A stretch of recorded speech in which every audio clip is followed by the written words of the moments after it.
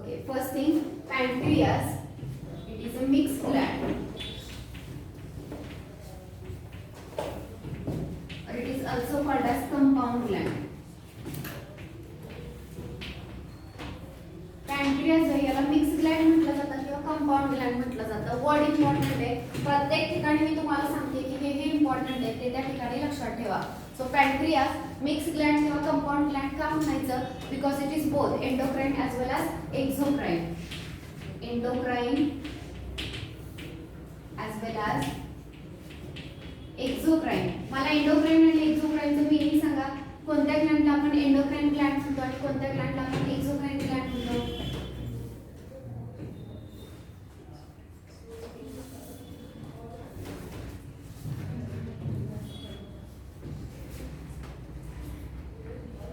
बोला, आपण कोणत्या ग्लँडला एंडोक्राइन म्हणतो आणि कोणत्या ग्लँडला एक्झोक्राइन?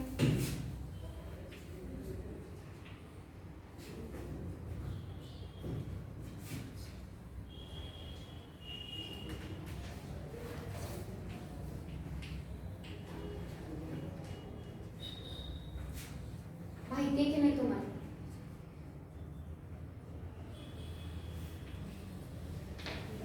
ठीक आहे का? एंडोक्राइन ग्लँड म्हणजे डक्टलेस ग्लँड. 9वी 10वी पासून शिकताय तुम्ही.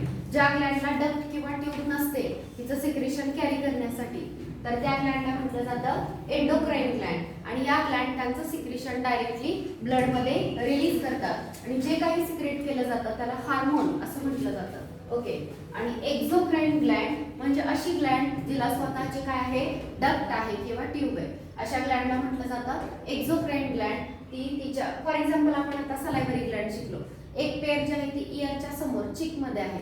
तर ही जी सलायव्हरी ग्लँड आहे तिला तिचं सिक्रेशन म्हणजे सलायवा कॅरी करण्यासाठी डक्ट किंवा ट्यूब असते. त्या ट्यूब मधून सलायवा कॅरी केला जातो आणि माउथ मध्ये रिलीज केला जातो. सो अशा ज्या ग्लँड आहेत ज्यांना डक्ट किंवा अशी ट्यूब असते आणि त्या ट्यूब मधून त्या सिक्रेशन कॅरी करतात, अशा ग्लँडला काय म्हणायचं? एक्झोक्राइन ग्लँड. सो पॅन्क्रियास बद्दल काय सांगितलं की ती मिक्स ग्लँड आहे, एंडोक्राइन ॲज वेल ॲज एक्झोक्राइन. तिचं काही पार्ट एंडोक्राइन म्हणून काम करतो आणि काही पार्ट जो आहे तो एक्झोक्राइन म्हणून काम करतो.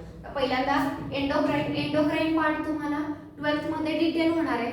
तरी सुद्धा एंडोक्राइन बद्दल तुम्ही आता काय माहिती लक्षात ठेवू शकता बघा. एंडोक्राइन पार्ट म्हणजे एंडोक्राइन आणि एक्झोक्राइन स्टार्ट करण्याआधी लोकेशन बघा. This gland is located between stomach and duodenum. Duodenum माहितीये का? स्टमक आणि डिओडेनम माहितीये का? ओके. सो आपण डायजेस्टिव्ह सिस्टीम मध्ये स्टमक या पद्धतीने इथं स्टडी केलेला आहे आणि या स्टमक नंतर इकडे जो आहे सी शेप हा जो ऑर्गन स्मॉल इंटेस्टाइनचा स्टार्ट होतो याला आपण डिओडेनम म्हणतो. सो हा स्टमक आहे आणि हा इथून स्टार्ट झालेला डिओडेनम आहे. ह्या दोघांच्या मध्ये जी स्पेस आहे या स्पेस मध्ये लीफच्या आकाराची जी ग्लँड प्रेझेंट आहे या ग्लँडला काय म्हणतो आपण? पॅन्क्रियास. सो लोकेशन नीट लक्षात ठेवा. Situated between limbs of the C shape duodenum. Okay. Next बघा, एंडोक्राइन आणि एक्झोक्राइन पार्ट काय सिक्रेट करतो? सो हिचा एक्झोक्राइन पार्ट जो आहे, exocrine part secrete pancreatic juice. Pancreatic juice containing enzyme.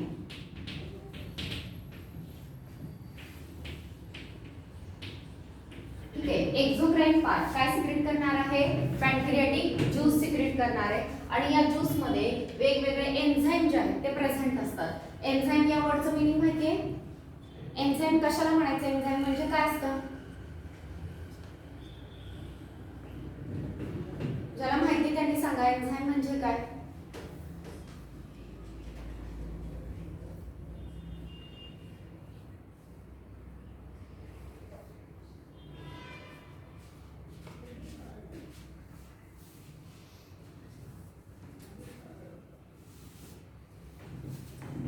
नाही माहिती? माहिती आहे का नाही तुम्हाला हे सांगा आधी. माहिती आहे एन्झाईम म्हणजे काय?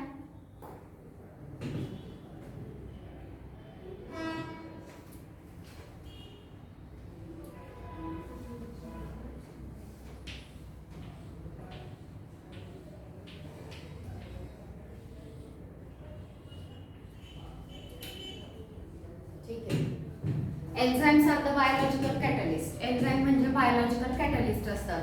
कॅटलिस्ट म्हणजे असा सबस्टन्स जो रिॲक्शनचा रेट वाढवण्याचं काम करतो. Enhances rate of chemical reaction. Chemical रिॲक्शनचा रेट आपण शिकलेला आहे 10वी मध्ये, कॅटलिस्ट शिकलेला आहोत. सो कॅटलिस्ट जर रिॲक्शन मध्ये असतील तर कॅटलिस्टमुळे रिॲक्शनचा रेट वाढतो. तसंच एन्झाईम बायोलॉजिकल कॅटलिस्ट आहे. लिव्हिंग ऑर्गॅनिझमच्या बॉडीमध्ये हे कॅटलिस्ट म्हणून काम करतात, रिॲक्शनचा रेट वाढवतात. ओके, सो पॅनक्रियास जो आहे तर याचा काही पार्ट एक्झोक्राईन असतो आणि एक्झोक्राईन पार्ट काय सिक्रेट करतो? Pancreatic juice. आणि या ज्यूस मध्ये वेगवेगळे एन्झाईम्स असतात जे डायजेशन मध्ये इम्पॉर्टंट रोल प्ले करतात, डायजेशन मध्ये हेल्प करतात. नेक्स्ट याचा काही पार्ट एंडोक्राईन सुद्धा आहे. Okay, there is endocrine part also in pancreas. मग आता एंडोक्राईन पार्ट जो आहे याच्यामध्ये ग्रुप ऑफ सेल्स असतात ज्यांना आयलेट्स ऑफ लँगरहॅन्स असं म्हटलं जातं. ओके, आता फॉर एक्झाम्पल हा पॅनक्रियास आहे. पॅनक्रियास मध्ये असे सेलचे ग्रुप आहेत. तर हे जे सेलचे ग्रुप आहेत वेगवेगळ्या लोकेशनला, ह्या ग्रुपना काय म्हणायचं? आयलेट्स ऑफ लँगरहॅन्स असं म्हटलं जातं.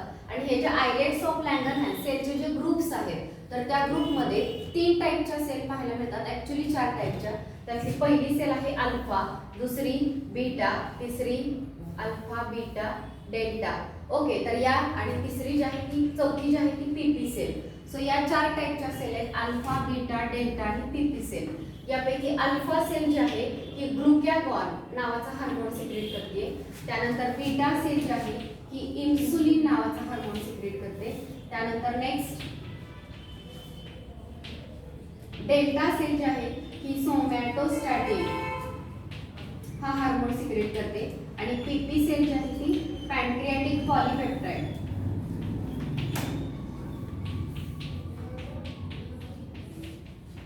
हा हार्मोन सिक्रेट करते. So this is about the endocrine and exocrine part of the pancreas. पॅनक्रियासचा एंडोक्राइन पार्ट म्हणजे कसं? सेलचे जे ग्रुप्स आहेत पॅनक्रियास वरती त्या ग्रुपना आपण आयलेट्स ऑफ लँगरहॅन्स असं म्हणतो. आणि हे जे आयलेट्स ऑफ लँगरहॅन्स आहेत याच्यामध्ये 4 टाईपच्या सेल पाहायला मिळतात. अल्फा, बीटा, डेल्टा आणि PP cell. Alpha cell secrete glucagon, beta cell secrete insulin, delta cell secrete somatostatin and PP cell secrete pancreatic polypeptide. So हे हार्मोन सिक्रेट केले जातात. सो एवढीच इन्फॉर्मेशन आपल्याला पॅनक्रियास बद्दल दिलेली आहे. फायनली एक डायग्राम दिलेली एनसीईआरटी मध्ये आणि त्याच्यामध्ये वेगवेगळ्या डक्ट्स आणि त्यांचे नेम दिलेले आहेत. तुम्हाला ह्या सगळ्या डक्ट समजून घ्यायच्यात व्यवस्थित. वेगवेगळ्या ग्लँडकडून आलेल्या या ट्यूब आहेत किंवा डक्ट आहेत ज्या सिक्रेशन कॅरी करणार आहेत. सो सगळ्यात फर्स्ट बघा, लिव्हर कडून आलेल्या 2 डक्ट इथे दाखवलेल्या आहेत, 2 ट्यूब दाखवलेल्या आहेत. ह्या ज्या 2 ट्यूब आहेत यांना काय दिलेले नेम आहे? Duct from liver.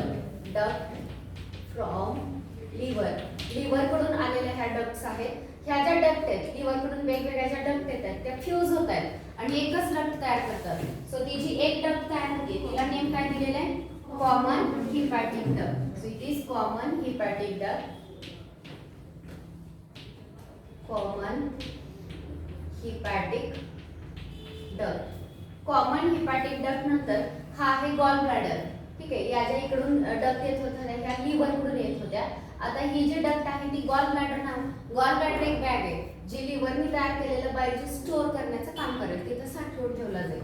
So gall bladder कडून जी डक्ट येते तिला सिस्टिक डक्ट किंवा डक्ट ऑफ गॉल ब्लॅडर असंही म्हटलं जातं. So it is called as duct of gall bladder. So this is duct of gall bladder.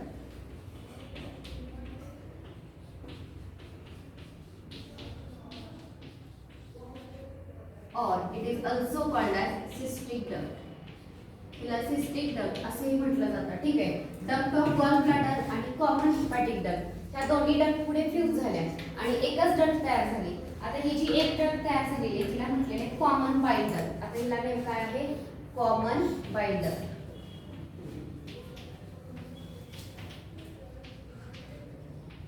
Next he G Gland आहे ही पॅनक्रियास आहे आणि ही जी ट्यूब दाखवलेली ही पॅनक्रियास पासून येणारी ट्यूब आहे. पॅनक्रियास पासून येणारी जी ट्यूब आहे किंवा जी डक्ट आहे तिला म्हटलेलं आहे पॅनक्रियाटिक डक्ट. तिला काय म्हणायचं? Pancreatic duct.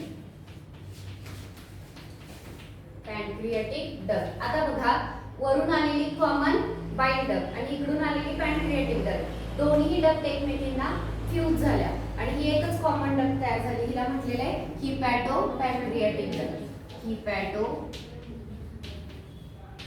Pancreatic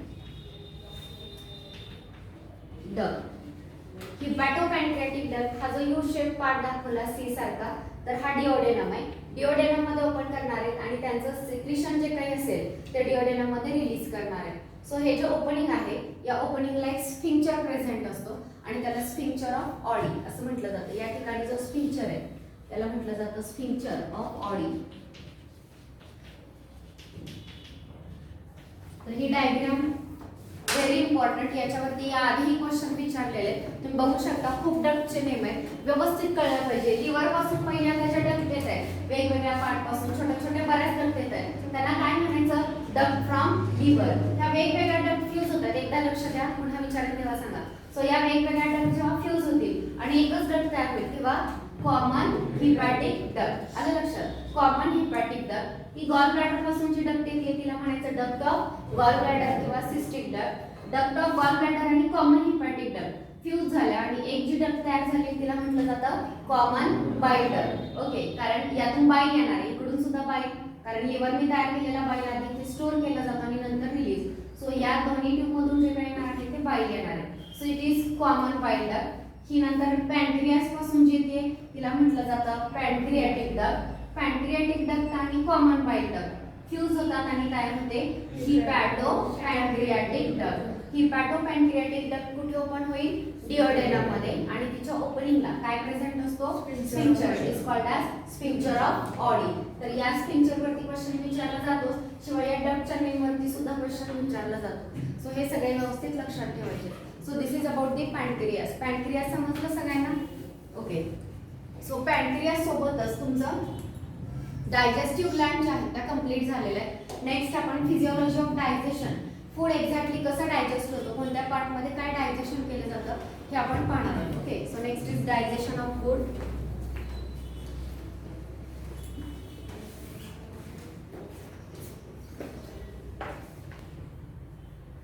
okay, so first thing, digestion of food occurs in two way, mechanical digestion and chemical digestion.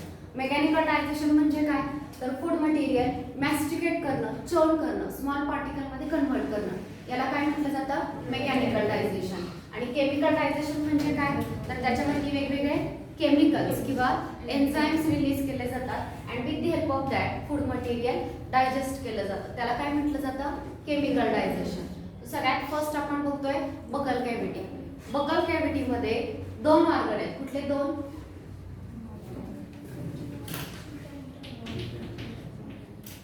with the help of teeth and tongue.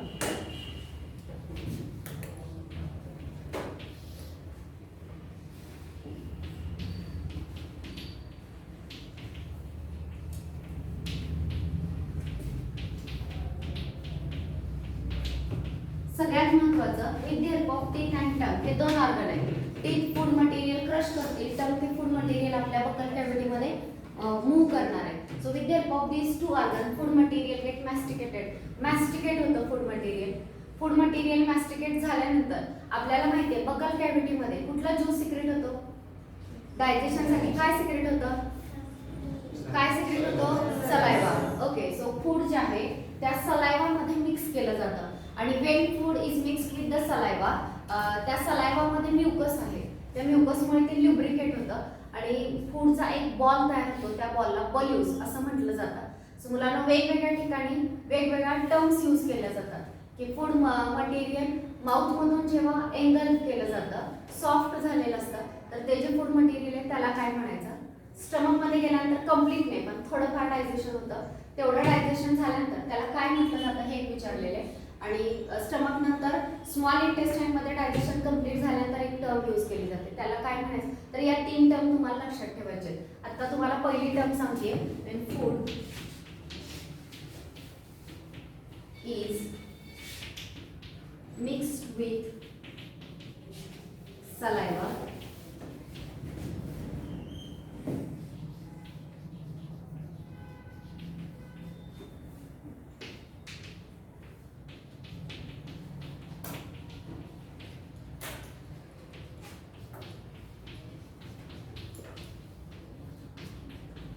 He term लक्षात ठेवायची. So food जेव्हा saliva मध्ये mix होतो soft होतो कारण त्याच्यामध्ये काय present आहे म्युकस. ओके, तर ते म्युकस मुळे फूड पार्टिकल अधेर होतात. ओके, आणि लुब्रिकेट होतात. ते आपण रोज पुढे लिहूया. सो त्या म्युकस मुळे फूड पार्टिकल एकमेकांना चिकटतात. ओके, आणि एकदम सॉफ्ट आणि लुब्रिकेशन वर्डचं मीनिंग कळतं म्हणजे काय होणार? हा, स्लिपी होणार किंवा इझिली ट्रान्सपोर्ट होणार, फ्रिक्शन होणार नाही जास्त. ठीक आहे. सो त्या म्युकसमुळे फूड मटेरियल लुब्रिकेट होतं, पार्टिकल एकमेकांना स्टिक होतात आणि जो बॉल तयार होतो त्याला काय म्हटलं जातं? व्हॉल्यूम. सो पहिली टर्म लक्षात ठेवायची, फूड मधून तुम्ही जे सॉल्व्ह करताय ते फूड मटेरियल जे त्याला म्हटलं जातं व्हॉल्यूम्स. नेक्स्ट बघा, आता फूड डायजेस्ट करण्यासाठी बकल कॅव्हिटीमध्ये काय रिलीज केलं जातो? सलायवा रिलीज केला जातो. सो फर्स्ट थिंग तुम्हाला माहिती पाहिजे की सलायवामध्ये काय काय आहे. काय काय आहे? एक आहे सलायवरी अमायलेज. हे एन्झाइम आहे ज्या वर्डच्या शेवटी ASE ही टर्म येते त्याला काय म्हटलं जातं? एन्झाइम. सो हे एन्झाइम आहे. सेकंड दुसरं एक आहे लायसोझाइम. ठीक आहे, हे एक अँटीबॅक्टेरियल एन्झाइम आहे. Next electrolyte. ओके, तर इलेक्ट्रोलाइट मध्ये Na+, K+, Cl-, HCO3-. Na+, K+, Cl-, HCO3-. हे इलेक्ट्रोलाइट जे आहेत ते रिलीज होतात. सो सलायवरी अमायलेज आहे, लायसोझाइम आहे, हे इलेक्ट्रोलाइट आहेत. अजून म्युकस सिक्रेट होतं. ठीक आहे. सो सलायवामध्ये काय काय आहे हे सगळ्यांनी व्यवस्थित लक्षात घ्या. काय काय आहे समजलं? पहिली गोष्ट काय आहे? सलायवरी अमायलेज. सेकंड लायसोझाइम. काही इलेक्ट्रोलाइट आहेत Na+, K+, Cl-, HCO3-. आणि काय आहे? म्युकस. तर या प्रत्येकाचा रोल जो आहे तो आपल्याला माहिती पाहिजे. फॉर एक्झाम्पल, फर्स्ट आहे सलायवरी अमायलेज.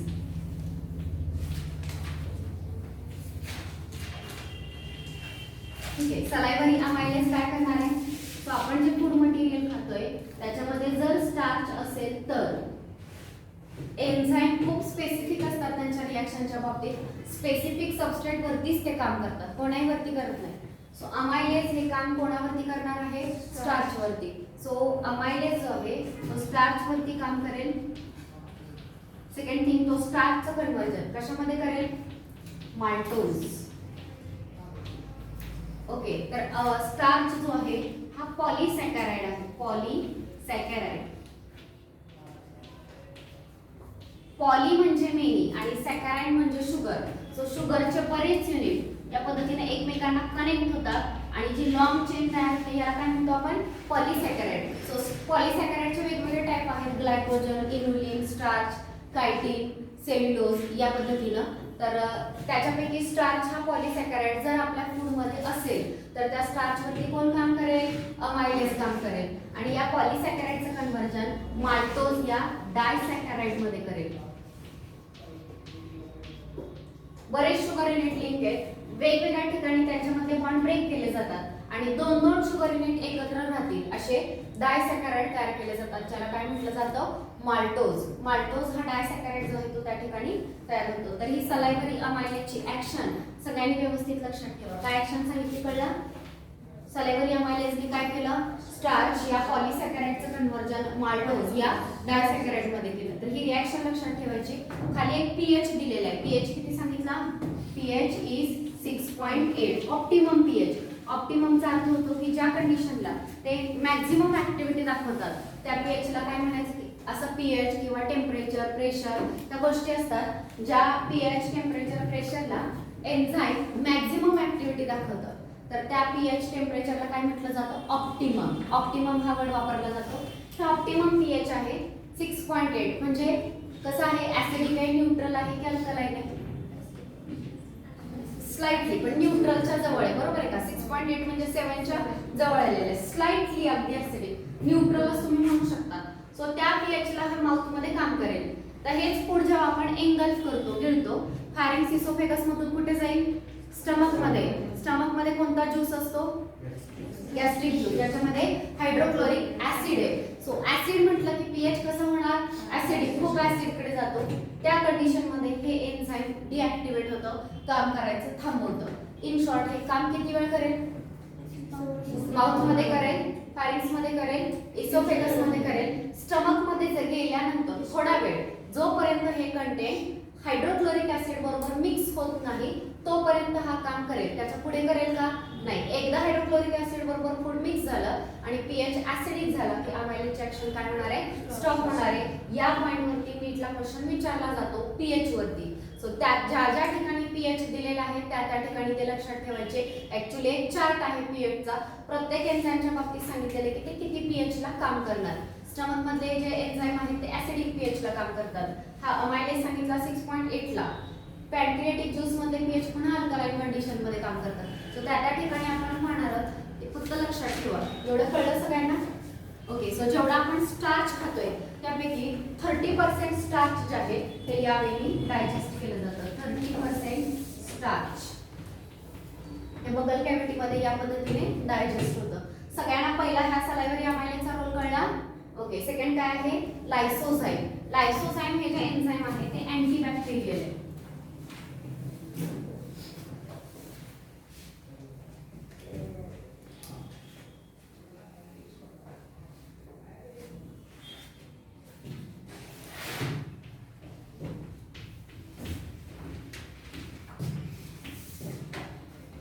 अँटीबॅक्टेरियल. तो सपोज आपण जे फूड खातोय त्याच्यामध्ये जर बॅक्टेरिया असतील तर त्यांना किल करण्याचं काम लायसोझाइम हे एन्झाइम करणार आहे. सो लायसोझाइम हा अँटीबॅक्टेरियल आहे, एवढंच लक्षात ठेवा. आणि हा जो चौथा दिलेला आहे म्युकस, म्युकसचं फंक्शन आहे it lubricate food material. Food material lubricate करणं हे म्युकसचं मेन फंक्शन आहे. सो सगळ्यांना इथपर्यंतचे पॉइंट समजले का बघा.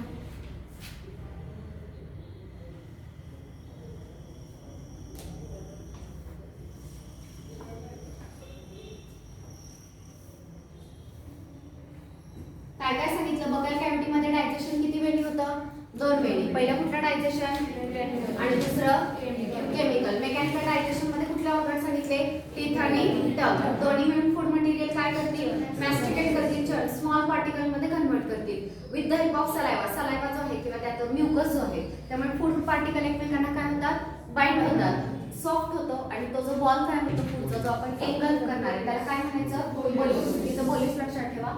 पण माउथ मध्ये जेव्हा फूड चर्न होतंय त्यात सलायवा जेव्हा मिक्स होतोय तेव्हा त्या सलायवा मध्ये काय काय आहे, सलायवरी अमायलेज, लायसोझाइम, इलेक्ट्रोलाइट अँड म्युकस. त्यातला सलायवरी अमायलेज काय करेल, स्टार्चचं कन्वर्जन माल्टोज मध्ये. स्टार्च काय आहे, पॉलिसॅकराइड. माल्टोज काय आहे, डायसॅकराइड. अमायलेज किती पीएच ला काम करतं, 6.8 ह्या पीएच ला काम करतं. पीएच जर खूप ऍसिडिक झाला तर हा काय होणार आहे, ऍक्टिव्हिटी थांबवणार आहे. समजलं. अमायलेज झालं. लायसोझाइम कसा आहे, अँटीबॅक्टेरियल आहे. आणि म्युकस जो आहे तो फूड मटेरियल ल्युब्रिकेट करतो. सो असं थोडंफार पार्टली डायजेस्ट झालं. सगळं डायजेस्ट झालंय का, स्टार्च पण खाल्लेलं सगळ्यांनी डायजेस्ट होते, फक्त 30% डायजेस्ट होते. सो असं पार्टली डायजेस्ट झालेलं फूड मटेरियल सॉलोविंग केलं जातं किंवा डिग्लुटेशन केलं जातं. So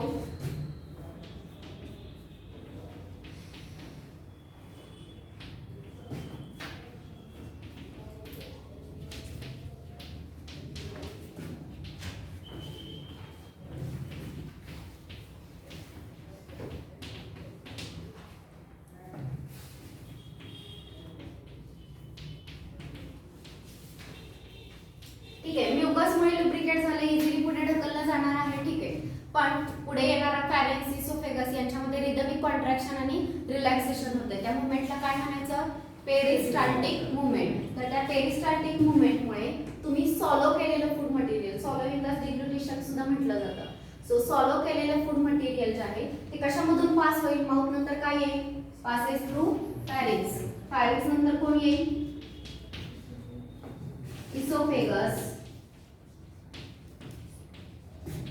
and enter in stomach. Stomach मध्ये येताना कोणता स्फिंक्टर क्रॉस करावा लागेल या फूडला, कुठला स्फिंक्टर, इसोफेगस आणि स्टमक याच्यामध्ये कुठला स्फिंक्चर असतो? कार्डियक स्फिंक्चर. कोणता असतो? कार्डियक स्फिंक्चर. तो स्फिंक्चर क्रॉस करून फूड मटेरियल कुठे येणार आहे? स्टमक मध्ये. सगळ्यांना हे डायजेशन कळलं? ओके. सो या पद्धतीनं माउथ मध्ये तुम्हाला पहिलं मेकॅनिकल डायजेशन सांगायचं टीथ आणि टंगचं. दुसरं सलायवा मध्ये काय काय आहे आणि त्याचा रोल काय आहे. तिसरं बोल्यूस म्हणजे काय हे कळलं पाहिजे. आणि डिग्लुटेशन किंवा सॉल्विंग झाल्यानंतर फूड मटेरियल कुठून ट्रॅव्हल करतं. सो या गोष्टी लक्षात ठेवा.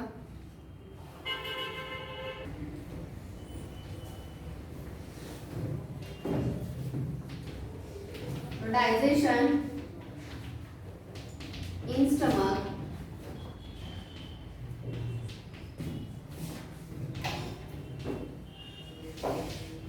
Occur in 2 ways. दोन वेळी डायजेशन होईल. त्याचं पहिलं डायजेशन आहे मेकॅनिकल डायजेशन.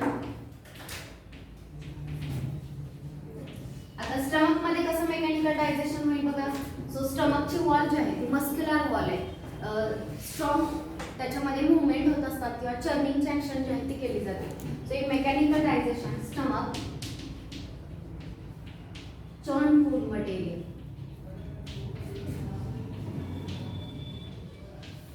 स्टमक काय करेल? फूड मटेरियल चर्न करेल. ओके. जेव्हा फूड मटेरियल चर्न होतं तेव्हा अजून काही जर मोठे पार्टिकल राहिलेले असतील तर ते स्मॉल मध्ये कन्वर्ट केले जातात. आणि सेकंड थिंग ते जे कंटेंट आहे ते गॅस्ट्रिक ज्यूस बरोबर प्रॉपरली मिक्स होतं. So stomach churn food material due to churning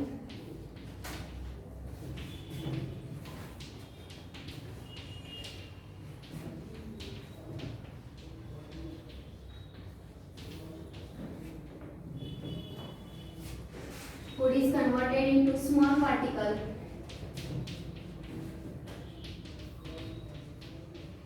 and get mixed with